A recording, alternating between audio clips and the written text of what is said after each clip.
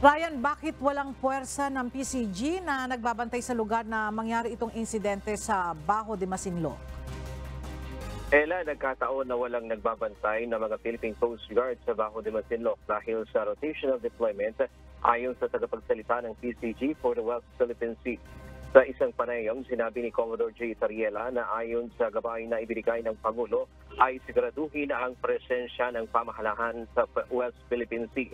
Kaya nagpapalitan na ang mga barko ng PCG at ng Bureau of Fisheries and Aquatic Resources sa lugar o VFAR. Pero natiyempo naman na rotational deployment noon.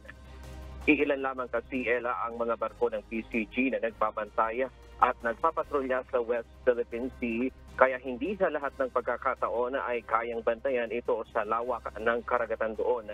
Noong January 12 nang mangyari ang insidente kung saan napilitang o nilapitan ng mga Chinese Coast Guard ang mga Pilipinong mangingisda na nangunguha ng seashells sa south entrance ng Bajo de Masinloc para sana sa kanilang pagkain.